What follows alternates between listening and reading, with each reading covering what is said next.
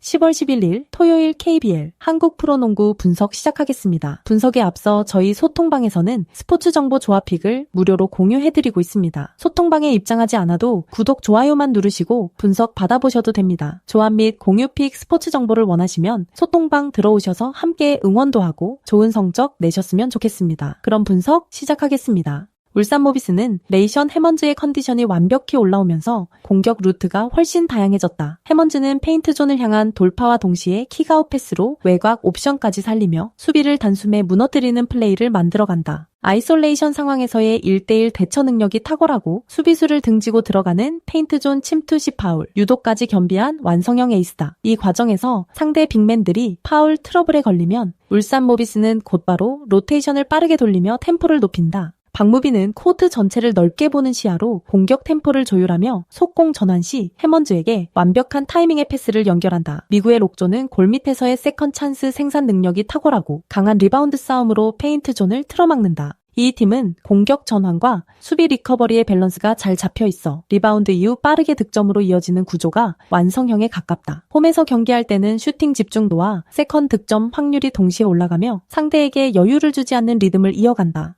부산 KCC는 허웅의 슈팅 감각과 송교창의 미드레인지 공격, 그리고 숀롱의 골밑 존재감을 중심으로 팀이 돌아간다. 허웅은 외곽에서의 캐치앤슛 타이밍이 빠르지만 수비 압박이 거세질 때 드리블 선택이 길어지는 약점이 있다. 송교창은 중거리에서 공격 패턴이 다양하나 오프 더 볼 움직임이 제한될 때 공격 템포가 단조로워지는 단점이 있다. 숀롱은 피지컬 자체는 KBL 상위권 수준이지만 파울 관리가 불안정해 경기 후반 체력 소모가 누적되는 흐름을 보인다. 또한 KCC의 수비 로테이션은 상대가 페인트존을 공략할 때 커버 타이밍이 한 박자 느려 세컨 득점을 자주 허용한다. 후반으로 갈수록 수비 집중력 저하와 체력 부담이 겹치면서 공격 전환 시 전방 속공을 제대로 막지 못하는 경향이 뚜렷하다. 결국 에이스 의존도가 높은 팀 특성상 해먼즈 같은 돌파형 자원을 상대로 수비 간격이 벌어지는 약점이 반복될 가능성이 크다. 이 경기는 단순한 공격 싸움이 아니다. 누가 페인트존을 먼저 장악하느냐가 모든 것을 결정짓는다. 울산 모비스는 해먼즈의 돌파와 옥존의 리바운드, 박무빈의 빠른 전환이 완벽히 맞물리며 공격의 속도를 극대화하고 있다.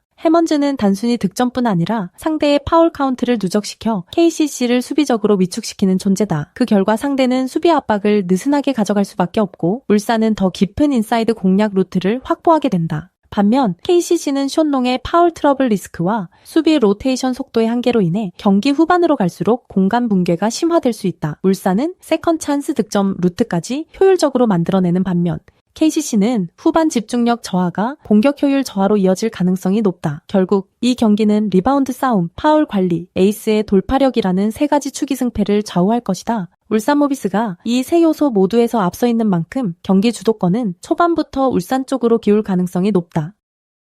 샘 조세프 벨랑엘은 볼 운반과 패스 타이밍을 조율하는 리듬 메이커다. 하프코트 상황에서도 빠른 드리블, 브레이크로 수비를 찢으며 페인트존 진입 루트를 열어주는 역할을 한다. 라거나는 페인트존에서 여전히 강력한 존재감을 보여주며 스크린 이후 롤인 동작에서 안정적인 마무리를 보여준다. 하지만 최근엔 외곽 수비 로테이션이 늦어 세컨 찬스를 내주는 장면이 많고 수비 시 커버 범위가 줄어드는 모습도 있다. 망콕 마티앙은 리바운드 참여와 블록 시도에서 높은 에너지 레벨을 유지하지만 공격 전개 시 팀 플레이보단 단독 돌파에 집중하는 경향이 있다. 대구는 홈 경기에서 초반 속도를 높이며 분위기를 주도하려 하지만 후반으로 갈수록 수비 라인이 벌어지고 외곽 대응이 느려진다. 결국 안정적인 로테이션이 유지될 때만 자신들의 페인트존 장악력이 유지되는 팀이다. 이선 알바노는 백코트 전개에서 스크린을 활용한 방향 전환 능력이 탁월하다. 볼을 오래 끌지 않고 정확한 타이밍에 패스를 뿌려줌으로써 상대 수비의 밸런스를 무너뜨린다. 강상재는 페이스업 공격뿐 아니라 미드레인지 풀업에서 높은 성공률을 보여주며 수비에서도 기동력을 바탕으로 헬프 로테이션이 빠르다. 헨리 앨런스는 스크린 이후 팝아웃 동작으로 외곽 슈팅 공간을 확보하고 동시에 리바운드 싸움에서도 중심축 역할을 한다. 특히 원주 DB는 스크린 타이밍과 스페이싱 구조가 리그 상위권 수준이며 알바노 앨런슨의 투맨 게임이 완벽하게 호흡을 맞춰간다. 이정현의 오프볼 움직임도 유기적으로 연결되며 프리 상황에서의 3포인트 성공률이 높다. 즉 조직적인 세트, 오펜스의 완성도가 이 팀의 가장 큰 무기다. 이 경기는 백코트 주도권, 스크린 타이밍, 수비 로테이션 세 가지 요소가 맞물리는 기술전이 될 것이다. 원주 DB는 이선 알바노의 볼 조율 능력과 스크린 이후 전개를 통해 대구의 수비를 분산시키며 주도권을 쥘 가능성이 크다. 특히 앨런슨의 외곽 확장 플레이는 라거나의 수비 반응을 늦추며 대구의 골 및 수비 라인을 흔드는 핵심 요인이 될 수 있다. 대구 가스공사는 라거나의 포스트업을 중심으로 경기를 풀어나가겠지만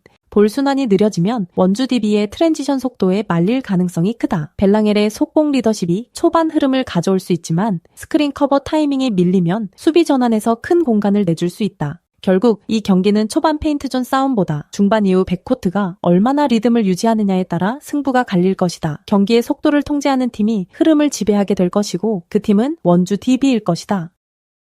박지훈은 경기 흐름을 읽는 능력과 볼 핸들링이 뛰어나지만 상대 압박이 강해질수록 리듬이 쉽게 끊긴다. 하프코트 세트 플레이에서는 안정적인 패스 분배를 보이지만 상대 수비가 전면 압박으로 전환할 경우 턴오버 빈도가 높다. 렌즈 아반도는 폭발적인 퍼스트 스텝과 순도 높은 속공 마무리를 무기로 하지만 수비 전환에서 집중력이 떨어져 백코트 공간이 자주 노출된다. 특히 트랜지션 수비 상황에서 잦은 로테이션 실수로 인해 페인트존 내 공간을 쉽게 내주는 장면이 잦다. 조니 오브라이언트는 미드레인지와 페이스업 공격에서 위협적이지만 몸싸움에서 밀릴 때는 골 및 리바운드 경쟁력이 크게 떨어진다. 포스트업 이후 하이로우 패스 연결은 깔끔하지만 수비 전환 시 커뮤니케이션 부족으로 팀의 밸런스가 흐트러진다. 정관장은 홈에서 슈팅 감각은 좋지만 외곽 슛이 끊기면 공격 루트가 단조로워지고 세컨드 찬스 득점 비율이 급격히 낮아진다. 결국 이 팀의 약점은 후반 체력 저하와 느린 전환, 그리고 골 및 리바운드 대응력 부족이다. 김낙현은 스크린을 이용한 오프 더볼 무브와 외곽 점퍼가 모두 가능한 득점원이다. 경기 초반에는 팀 템포를 빠르게 끌어올리고 상대가 하프코트 디펜스로 전환할 때는 킥아웃 패스로 공격의 방향을 바꾼다. 데릴 먼로는 하이포스트에서 리딩 센스가 탁월하며 리바운드 이후 아웃렛 패스로 속공의 기점을 만들어주는 역할을 맡는다. 페인트존에서의 박스아웃과 헬프 수비가 안정적이고 공격 리바운드에서도 몸싸움이 좋은 편이다. 자밀 원희는 인사이드에서 압도적인 존재감을 발휘한다. 순간적인 푸셔크와 높은 피니시 능력으로 더블팀 상황에서도 엔드원을 만들어내며 경기의 리듬을 완전히 자신의 페이스로 가져간다.